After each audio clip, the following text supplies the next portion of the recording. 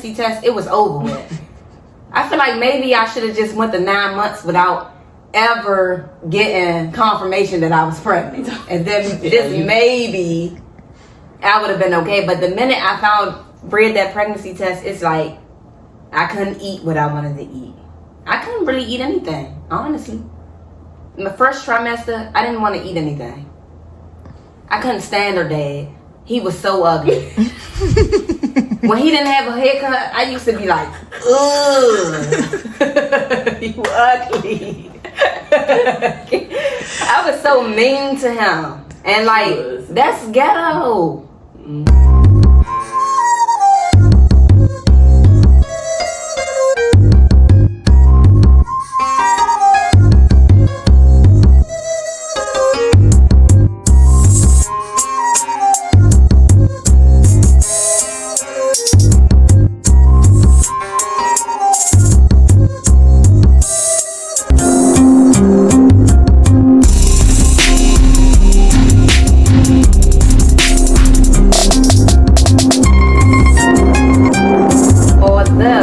The topic is motherhood is ghetto today. I just want to explain how beautiful motherhood is so that we don't give off the wrong impression. Because motherhood is a beautiful experience. It's one of the most rewarding experiences that you can ever imagine. It's hard, but it's a beautiful kind of hard. Like, it's exhausting, but it's a beautiful kind of exhausting. And it's ghetto, but it's a beautiful kind of a ghetto. And it is ghetto as fuck. Some of us women who have kids, most women don't like to talk about the things that make motherhood hard because they don't want to seem like a failure or a disappointment to their kids. They don't want people to think that they regret having kids, or kids were a mistake for them, so they just don't vent about all of the trials and the obstacles that come with motherhood. Motherhood, to me, the ghetto-ness just started with pregnancy. Yes. And I'm gonna talk about my reasons why I feel like it was ghetto when I was pregnant. And I'm going to be honest, and I'm going to be raw and real. I used to fart out of control. Seriously, I'm walking a dog. I go to pick the dog poop up, and every time I go to pick the dog poop up, a fart come out. Like, why? Like, unexpected. I can't hold, like, you know how you can hold it in until you get to an appropriate place to let it go. It's none of that in pregnancy. Like, you gonna go. I know one of my friends, when she was pregnant, she used to pee on herself. Like, she used to vomit and pee on herself at the same time. I didn't have that experience, but I did used to pass gas, and it was just like any place, anytime, and it was just annoying. Like, who wants to just be passing gas? Especially when you're cute. Matter of fact, I say especially when you cute. When you pregnant, you don't care about being cute.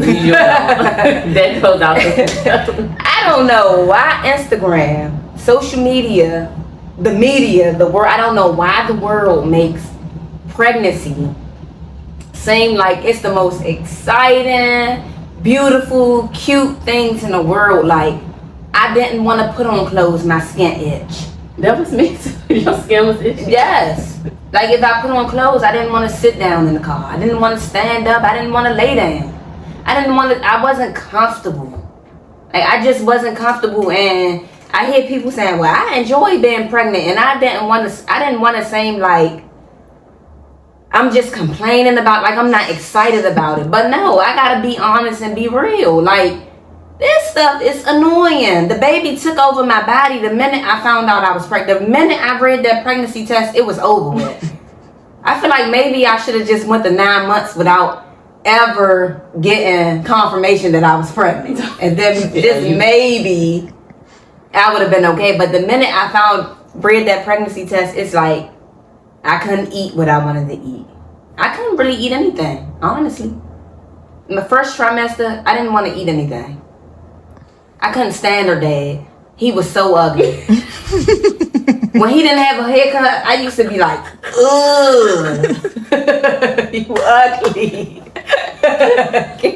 I was so mean to him. And like, that's ghetto.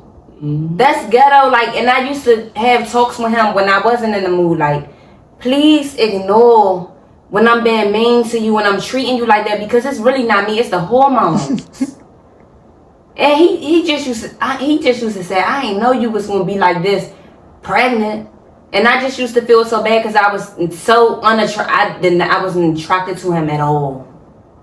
I was like, after I had this baby, I don't want nothing to do with him. I don't want to be with him. He ugly. When his hair wasn't cut, I just I don't know what I was saying like when I was pregnant, but I was just so turned off by him. Like, what ghetto-ness did you experience when you was pregnant? Plenty. First of all, I didn't like my daughter's father either. Like, I felt like I hated him during that time. Like, I don't understand why. I can't tell you why. It was nothing in particular that he did. I just didn't like him. The clothes, I hated wearing clothes. So I just wore stretchy clothes the whole pregnancy. The same big shirts, leggings. The shirt started getting too small. My belly was sticking out because I didn't want to buy maternity clothes because I hated maternity pants with that stretchy band. I just didn't want to do that. My mood was all over the place. Like, I cried a lot. I cried a lot, and I'm such a chill person, but at work, just don't talk to me.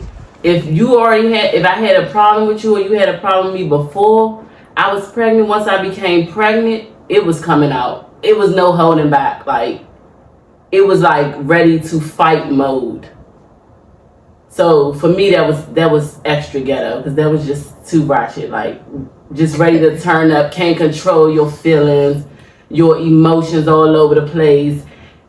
The pregnancy walk, and mine started early. Hers started as soon as she found out she was pregnant. Before I started showing, my walk started. And it's just one of those like wobbly, like you a baby and you just learning how to walk, tight walk. I just didn't, I was over it. And then like the further along I got, the more uncomfortable I became, especially sleeping. I just wanted the baby out. I wanted her out, especially the final week. I just couldn't sleep no more. Like, you can't sleep on your back too long. That's uncomfortable. I couldn't sleep on my stomach. Some women say they sleep on their stomach when they pregnant. I know. That's just like a huge bump. And you how? That was uncomfortable. I never slept on my stomach pregnant. Not in the beginning, not in the end.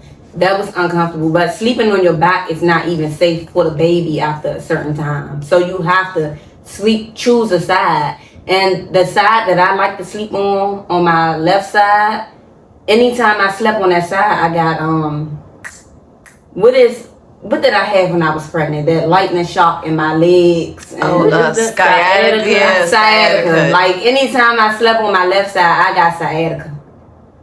So it's just like, one day I just slept sitting up because sometimes when I used to sleep laying down, I would get indigestion. But anyway,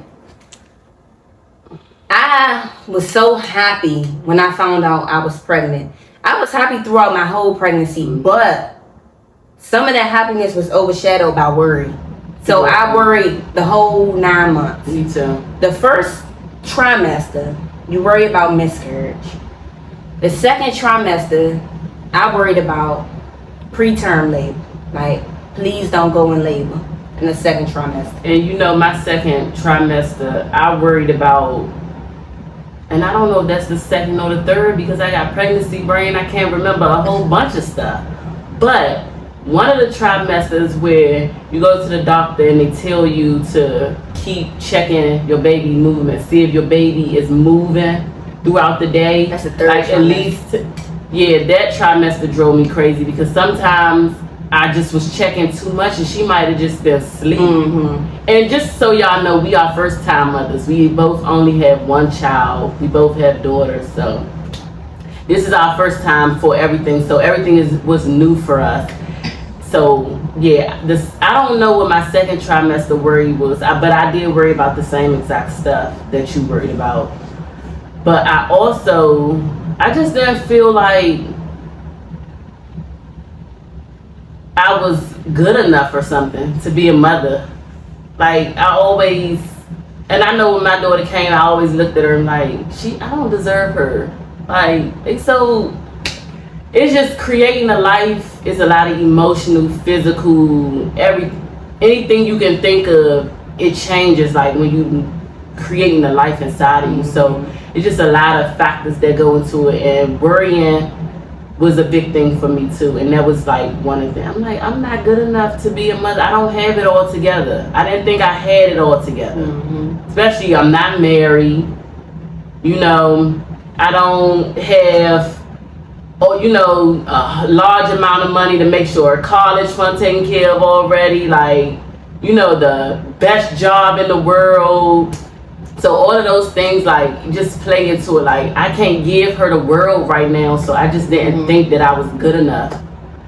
So that was one of my worries too, but I knew I'd be a good mother. I did know that. But the biggest thing for me was the miscarriage part. So that was the first trimester. That's scary. They tell you that and they talk about that, and I just like, no, this can't happen. And I'm just a person of self-diagnostic. Like I am that person that Google everything and diagnose myself with everything. So like my third trimester, I was afraid of gestational diabetes. I was like, I didn't want that. I was afraid of preeclampsia, cause my feet they swelled up a little bit, so I'm just always like scared. Like I hope I'm not getting preeclampsia. And then I was worried about labor, of course, because we getting close to that time, and I always had severe cramps, so I feel like I manifested a tough labor because I just always thought about like, I hope my labor not as bad as my cramps, and I just feel like I manifested a tough labor from just worrying about that. If some people don't worry while they pregnant. The girl that was in my cinema class, she didn't have any worries when she was pregnant. She just knew everything was gonna go right, and you know what? She popped that baby out in about 30 minutes. Everything went right, but that's because she didn't worry. You manifest the things that you think about. But when you are pregnant, it is hard not to worry, especially when you want to have you just want to make sure you have a healthy baby and you're doing everything right. And I was making sure I was doing everything right. I was doing yoga. Girl, you was duck walking outside. I was duck walking on the curb. Just doing everything to make sure I have a smooth, nice, fast, quick labor, painless. See, I didn't do all of that. And your labor was way quicker than mine. It was quicker, but in my mind, I knew that it was going to hurt. I knew that labor was going to be tough, so I didn't even worry about it because I knew when that time came, I was going to go through that pain. I just already knew. Like, I knew she took, what is that stuff? Raspberry tea, so she can have a it's just easy. It helps you contract faster when the contraction starts. But what is it called? The no pain birth? But what is what? Painless birth? Yeah, painless birth. So she was trying to... I was reading books. And I just didn't do any of that because I just knew it was going to hurt. But with the pregnancy, we both did say that we was going to go non-medical. So we was trying to do natural births. And for both of us, that didn't work out either. I begged for the medicine. Like, my medicine didn't work. I begged for the medicine too. But I had to drop her because I had her like 8 hours after my water already broke. So that meant I didn't have any water to help push her on out. And I was in labor for a long time. If she would have came quicker than 36 hours later, if it was about a 2-hour birth, I could have did it with no problem. And that's why I tell people, I still push natural on people. But because my water had already broke, now I'm contracting dry. Like, it's no liquids coming from, it's no fluids coming from me that help that baby come out. And again, that came from me trying to control my labor. Like, I made myself go in labor because I was really tired of being pregnant. Like, I was talking to her like, please come on. But the day that I went in labor, I moved everything around in my room. And when I moved my bed, that made me go into labor. If I'd have just been a little more patient and waited 2 more days, then she probably would have came out smooth on her own without a problem. But I was trying to be in control. When you pregnant and you going into labor, your baby is in control. The baby come when the baby wants to come. You can put yourself in labor if you want, but that baby is going to come when that baby want to come. And that's what happened to me, and that's why I was in pain for so long. Yeah. So long. But you had a really good midwife. She was great. Yeah. Like, she talked you through it. So, like, having the right support around you when you're giving birth is important. Did you have a midwife? I did too, and she was great. Like, she, it just made me think about my midwife, because I was like, when I'm giving birth, and I'm like, come on, and she was like, don't yell, do not create that environment, you're gonna scare her and she's not gonna come. And then she kept saying, just give me your baby, and it's like a marathon pushing out a baby that big from your little body. It is the most difficult thing that I've ever done, and I'm not trying to scare anybody, because once you do it, you're just gonna feel like you could conquer the world. That's how tough it is. It makes you feel you have to give your all. When you're pushing, it's gonna feel like you're pushing forever. Like, my face was swollen because I had to push so hard. You can really bust the veins in your face from strain. I'm laughing because you speaking about that, is that Nas' dad just brung that up the other day. He said, when you was in labor, you said, my face about to pop. I was pushing so hard, it felt like my face was gonna pop. It felt like my head was gonna burst. Like a balloon, it felt like it was just gonna explode. It just felt like it was gonna explode. No, it's real, it's tough work. I said, I can't do this. That was the first time in my life, in a very, very long time, since I probably was a child, that I said, I can't do something. Like, I gave up completely. I surrendered. Forget all that. It's over with. Like, can you cut her out? I never said that though. But that's what you. That's what I was thinking, and they knew that's what I was thinking. They like, so Samaria, what do you want us to do then? How else is the baby going to get out? They were asking you that? Yeah. Because she was trying to insinuate the cut her out. She's not push no more. And my midwife, who is a influencer, she's a nurse influencer. Her name on Instagram is Nurse Queen. So grateful for her. Amazing. I know I gave her such a hard time. I apologized to her my first doctor's visit, because she was telling me, please just push like this. Let me guide you to push. Just please listen to me. And I was telling her, I want to stand up. I want to get on my knee. The way you saying it is not going to work. The way she wanted me to do it is how Nas came out. And if I'd have just listened. But when you are in that type of pain, you're not worried about all that. My mouth was dry. I kept asking for, bring me a sip of Gatorade, please. It's ghetto, y'all. It's ghetto, but it's beautiful. And when that baby come out, once the head come out, the head is the toughest part for me. Once the head came out, the rest of the body kind of like just slithered out. I guess after the shoulders, you don't even feel it no more. The rest of the body just slide out like a snake. It feels like if you constipated and you using the bathroom, once that hard part come out and it just all start coming out, that's exactly what it feels like having a baby. But when you look at that baby come out of you, you be like, what the? Just happened? Like, what the hell? Like, how the heck? Yes, you be in shock. I was looking like,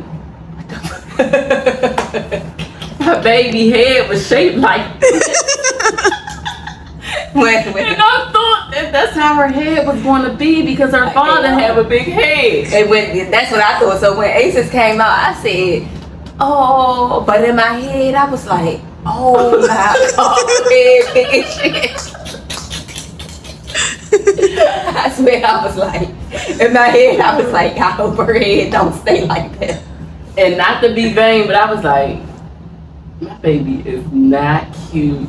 She came out like them. I think all babies look like raw chicken nuggets for like at least the first 2 weeks. Yeah. They do. Remember we go Nas Birdie because she used to be like, her head like this, her skin all gray, and I just was like, oh my God. But I'm gonna love her though. I'm gonna love her and I'm gonna dress her real cute. Cause you don't be So no you don't even know. You don't be no I told Biggie that, like, I'm like, she getting pretty now because I ain't know, like, I ain't know what it back.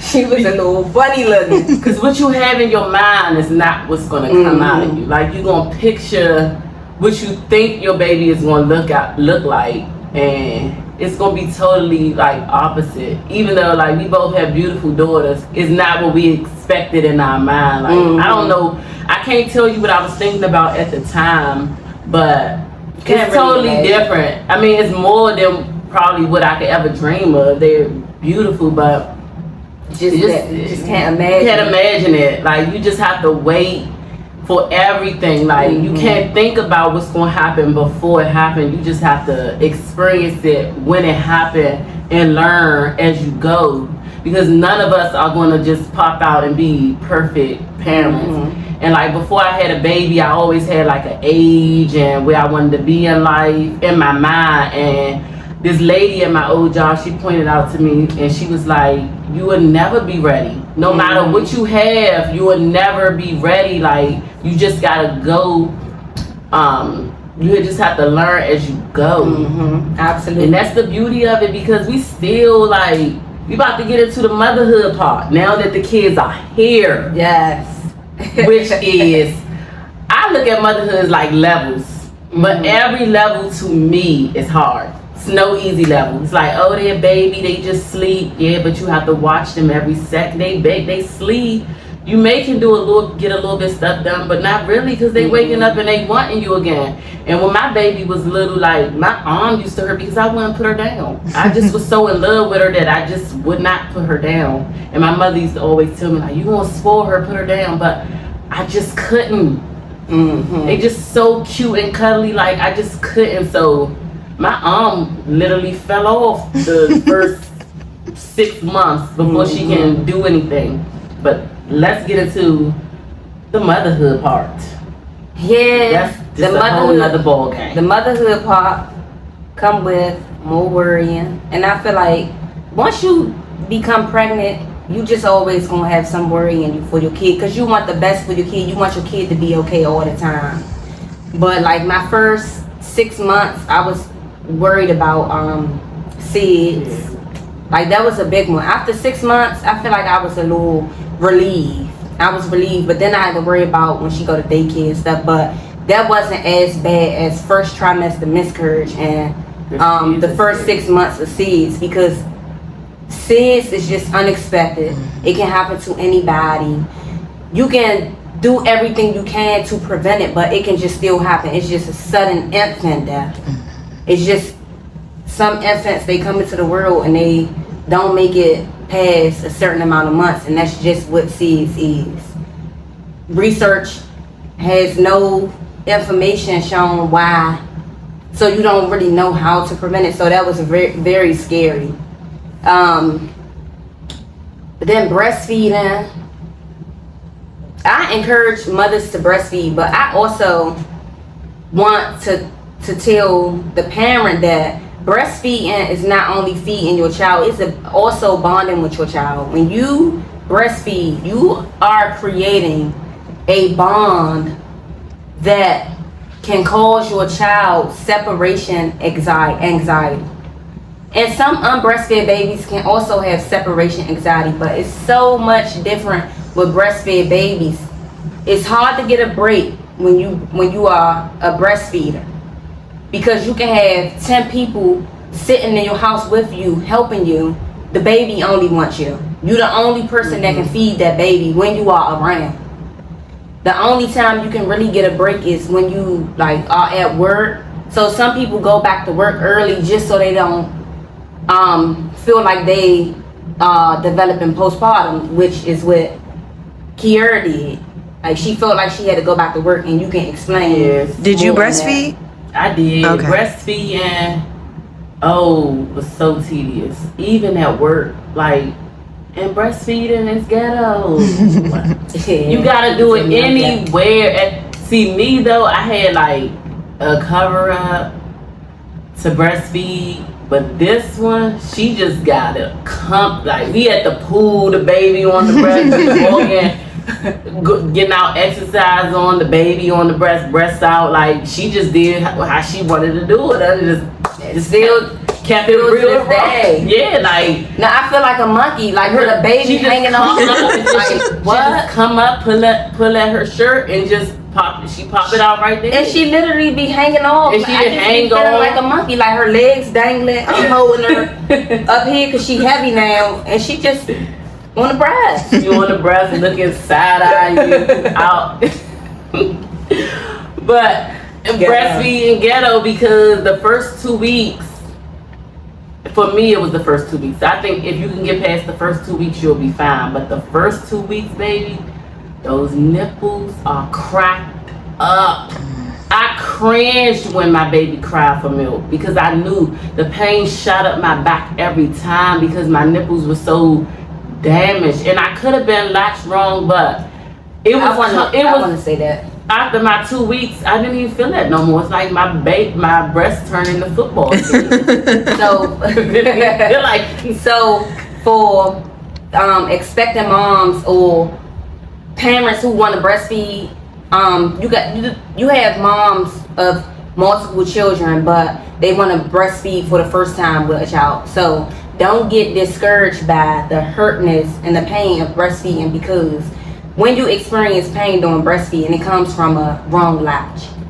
Now, when Nas first latched, I was holding her like a regular baby. She was latched and she was drinking. It didn't hurt as bad, tingled a bit, but the breastfeeding specialist came in and she told me, your baby is latched wrong. If you don't correct this, you're gonna have your nipples, it's gonna be bad. So she told me that when they are babies, you have them on. If you have her on this breast, you have her body laying straight across your breast like that. You either latch her like that or you hold her like a football. She in this arm, her head is right here, and she latched. I never had a problem with breast. My first problem with breast came from when she accidentally started biting a little bit. That's when I had to put on a nipple cream. Only one time though, probably twice. And that's when she sleep and her jaws might clench while she on the breast. That hurts. But otherwise, yeah, if your breast is hurting when you're breastfeeding in those first 2 weeks, definitely talk to a breastfeeding specialist so they can tell you exactly how to latch so it doesn't hurt, because it's not painful at all. Yeah, my first 2 weeks literally killed me, but I got through it, and after that it was fine. But also when it comes to breastfeeding, it's so many benefits for you and the baby. And I did some research and I found out that breastfeeding, it lowers the risk of illnesses for mom and baby, like type 2 diabetes for mom, type 1 diabetes for baby, and also amongst the aside from the illnesses and the diseases that it reduces, it also, your milk changes throughout your baby's growth.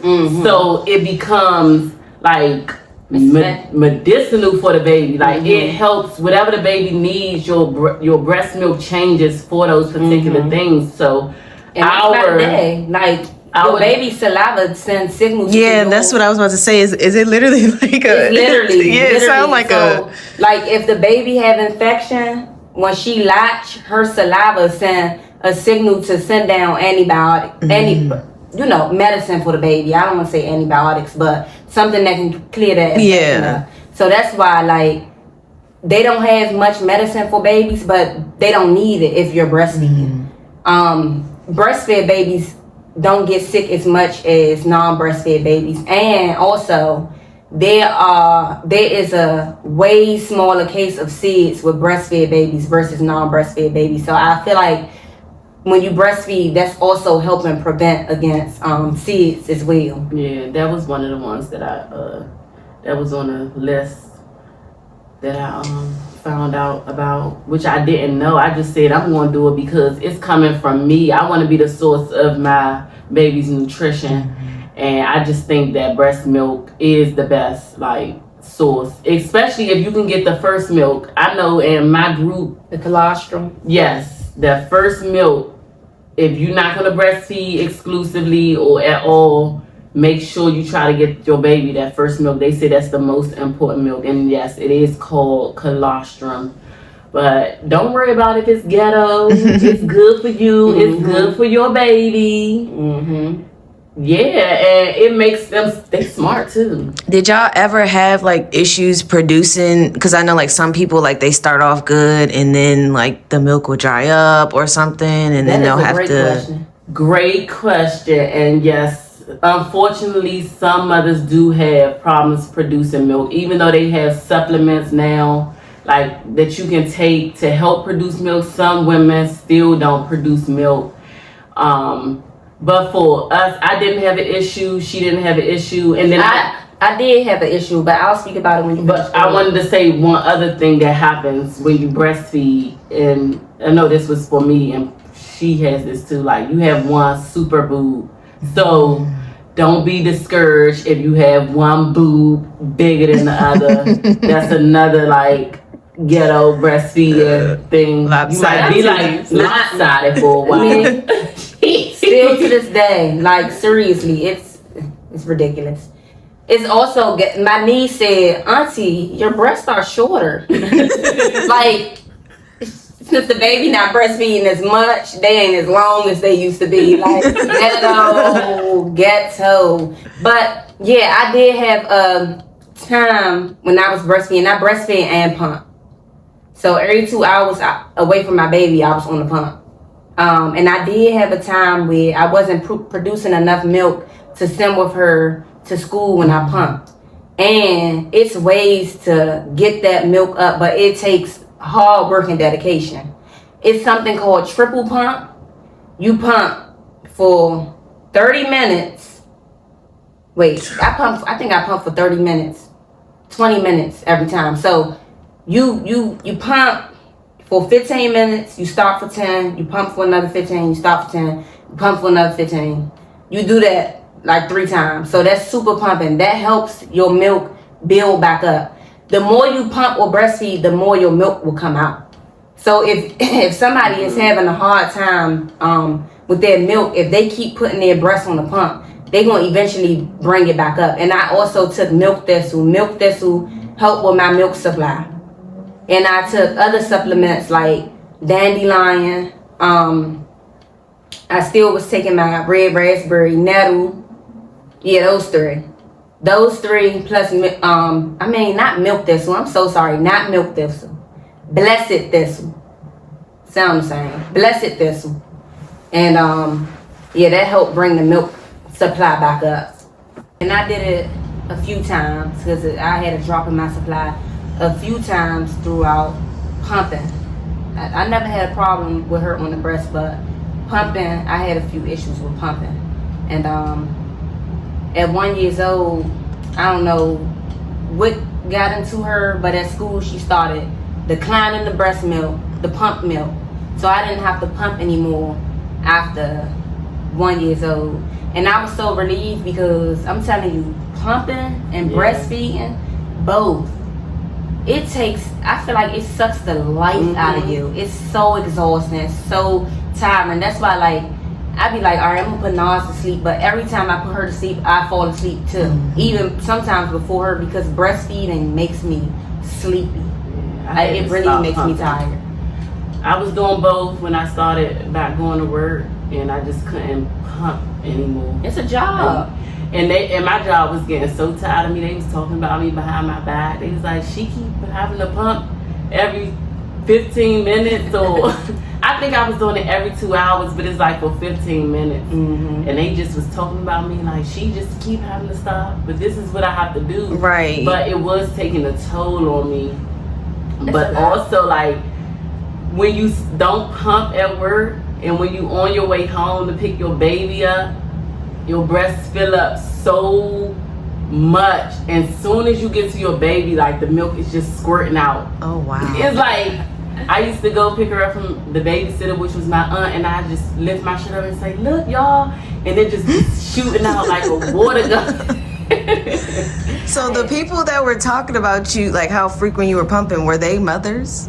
Like Yes, but They they was were mad 'cause older. They just was mad I got She to was take in a over break. and break. Mhm. But I mean, I had to do what I had to do. But when I was pumping and breastfeeding, I wasn't getting that much milk from a pump. Like, one 15-minute break would probably give me half of what she needed.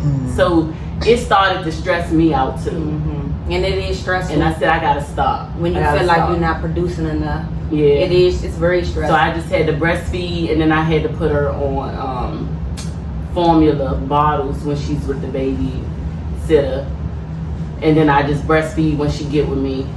So yeah, I did not want to do formula.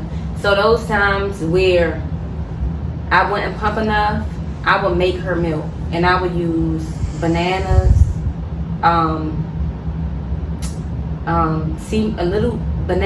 a little sea moss, and what? I'm trying to think what type of milk did I use. I think I don't remember that. I mean, or maybe a tiny amount of oat milk, something like that. Yeah, I would make her milk though, like banana milk. I think I just used to use bananas, water, and sea moss. Did she like it? Yeah, she That did, came but with they wouldn't give it to her at school. So I'm like, how y'all gonna tell me the color of my breast milk?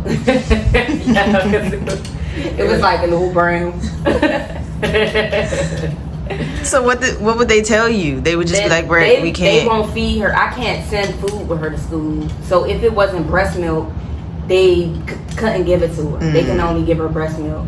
And Unless I had a note from the doctor, I think. And they must knew that breast milk does not come brown. Some breast milk is pink.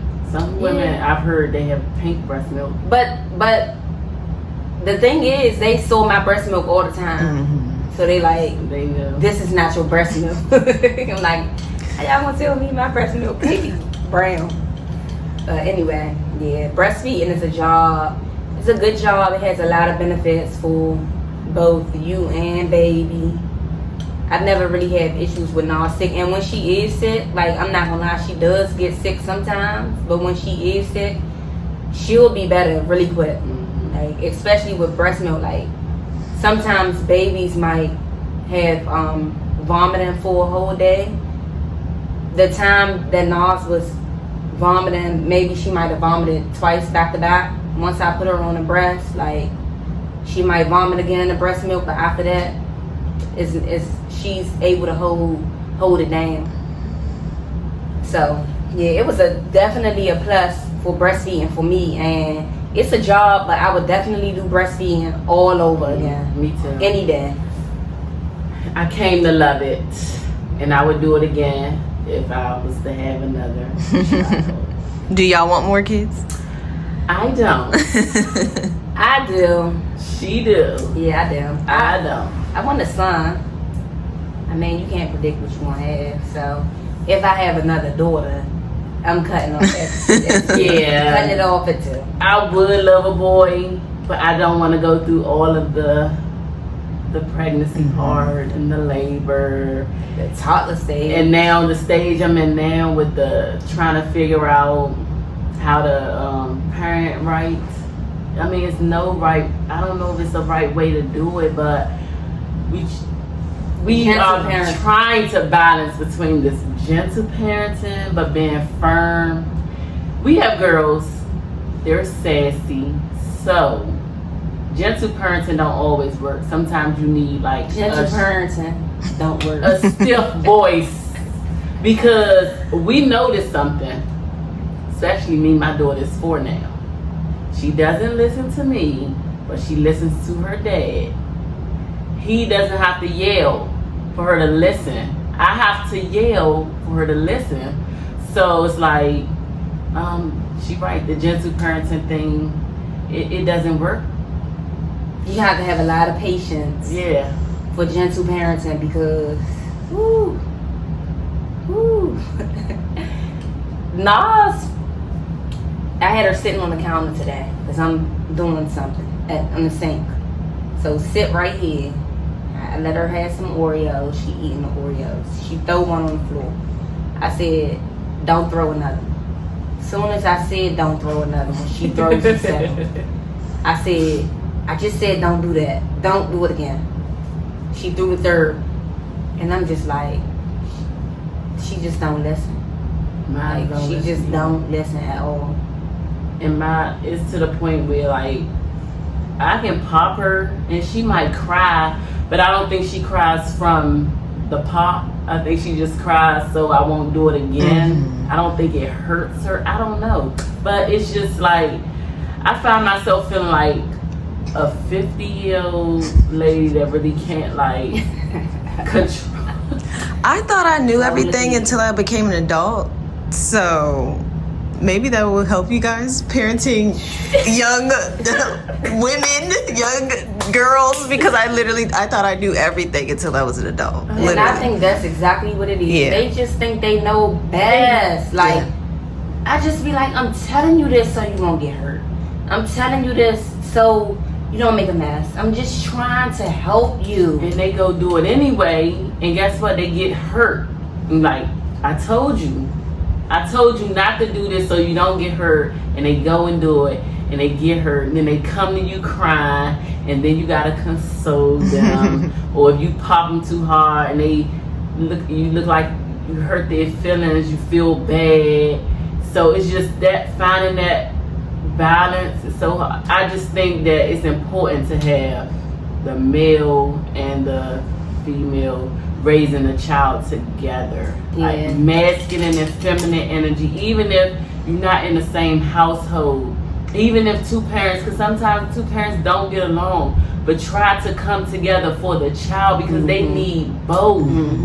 Kids don't look at their parents the same. They see two different genders, and the father is more there as the protector, the provider, and the disciplinary. Mom is there to console me and to nurture me when I'm hurt and when I'm feeling sad, when I need somebody to talk to. That's what mom is there for. They don't look at us the same, and I see it. And she's like completely opposite with me and her dad, and I'm like, she needs both to be raised, to grow up and to blossom into the woman that I want her to be, that I envision her to be. It just can't be all me.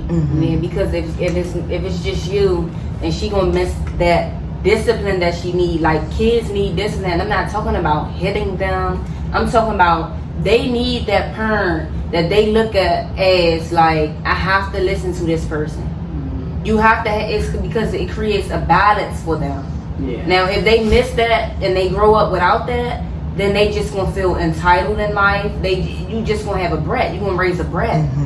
So, it's just crazy. People that think they can be moms all alone. It's just it's not. It's not. A child needs a man figure in their life as well as a mother figure. Both boy and girl needs a man and a woman figure in their life. I see a lot of young people saying, I'm good, I got money, I don't need him, we don't need him. Get out your feelings. Or money don't solve everything. They need both of their parents. Y'all need to figure out how y'all can, even if y'all don't like each other, the relationship might not have worked out, but y'all had a child together. Figure out how to raise that child together. And then something you said stuck out to me, because like I can genuinely say when it came to discipline, I didn't take my mom serious, but the words, like the things that she said now as an adult, they still are in the back of my mind. Right? Yeah. But you didn't take her. Is this because that's just not what a kid sees a mom as? I think us women, we just look too fragile for kids. Yeah, we soft, we feminine, we girl. Like, they don't see that. And they don't like to listen to us. So they listen to dad, like, and dad don't have to raise his voice or anything. And that's another thing, like, I might say gentle parenting don't work, but also aggressive parenting don't work either. So you have to find a way to communicate with your kids in a way that works for y'all, because aggressiveness does not work either. I could yell at Nas. If I get frustrated, I might yell. It still doesn't work. It just don't work. So sometimes when Nas don't listen to me like today, because I'm learning, it's a learning experience. So I try not to yell at her when she don't listen to me anymore. Like today, she just threw the Oreos, and I'm just like, I asked you not to do that, but you did it anyway. I just cleaned it up. It's just like, yell at her for what? That's not gonna work. And when she's brushing her teeth, and I'm like, let me help you, she do not let me help her until I be like, okay, let me just brush my own teeth. And then she offer me the toothbrush. Like, she letting me know, like, you not gonna get your way by talking to me like that. And that's just life in general. Like, you're not gonna do something for somebody who's demanding it of you. You have to treat kids are people. They are. Oftentimes, us parents, we feel like we have to demand things on them. And when we do that, they feel like rebelling against that, because I am a person. You're not going to talk to me like that. You don't demand me to do things. I do what I want. At the end of the day, they kids. They people. They human. Like, we are the portal that bring them here, but they have a soul just like we have a soul. And in their soul, they want to do what they want to do. We can guide them, but we cannot demand them. And I'm learning that. And then the whole situation with a mom and dad balance, it leads me to the next point. Don't leave dad out. Like, us as moms, and I am very, very guilty of this. Us as mom, from the beginning, as soon as we get pregnant, we feel like we control everything. Yes. Like, my boyfriend throughout my whole pregnancy had to tell me, like, what makes you think I can't make decisions? This is my child too, equally. And I have to just take it because he's right. He's right. Like, I can't tell him, you can't take my daughter this place, because that's his daughter too. Like, what makes me the person that make the decisions when he is a father too? Most mothers do that. And what it does is, it drives the dad away mentally. Yeah. So they start feeling like their worth for their child is in their pockets. So they stop trying to be dads to the kid, and they just dead financially. I'm just gonna buy the child some shoes, or I'm just gonna buy the child some clothes. Let me know if the child needs something. No, because the child needs parenting from that dad, just like from that mom. If you want the dad to be there financially, you have to let that dad be there as a dad. If you telling your child she can have cookies, but dad is saying no, she can't have cookies, baby, you can't have cookies right now. Or if, because you wouldn't want dad to tell the child yeah to something that you're saying no to. But us women, we have that, and it starts with pregnancy. We feel like because we carrying the baby, we got the last say in the name. Yeah.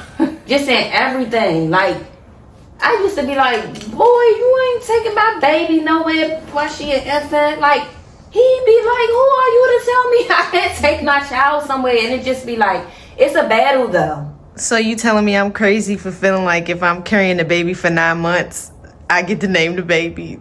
It's a group. It's a group. I mean, a partnership. It gotta be. It have together. to be equal. It have to be equal. Both of y'all have to, because this is why I'm saying that. When you X that dad out of certain parts of that child life, you can't expect too much of that dad for that child. Like, it's a mental thing. You telling me I can't help name my child. You telling me I can't help discipline my child. You telling me I can't do this for my child. What can I do for the child? Yeah, just a bunch of no. Yeah, a bunch of no. The dad is going to stop doing stuff for the child besides paying for stuff. And most of the time, money is the least the least thing that the child need from that dad. Yes. But we as women push men into a place where they feel like their worth is only in their pockets. So they don't know how to be dads because we don't allow them to be dads. I know as much as I would like to believe that us women could call all the shots because we are the ones who went through the pregnancy, the labor, and everything. It's just not, that's just not how it goes. A healthy co-parenting relationship involves two parents making decisions together, coming to a common ground to raise their child. Not one parent raising a child one way and the other parent raising a child another way. Not the mother taking full control because she the mother, but expect that father to step in how she want him to step in on her terms, and not the father taking full control either. And I feel like a lot of household relationships are broken because of that. After you bring a child into the world, you get into a lot of arguments because of disagreements on how to raise the child. And yeah, so I just feel like a healthy co-parenting relationship, a healthy parenting relationship period, involves dad, mom, equal decisions. And even when your child is a little older, it involves dad, mom, child all talking to each other, coming to a common ground all together. Like, nobody left behind. No dads left behind. And I wanted to emphasize that. Even the show is called Motherhood is Ghetto. Look how the dad was left out of that segment. What about the father? You know?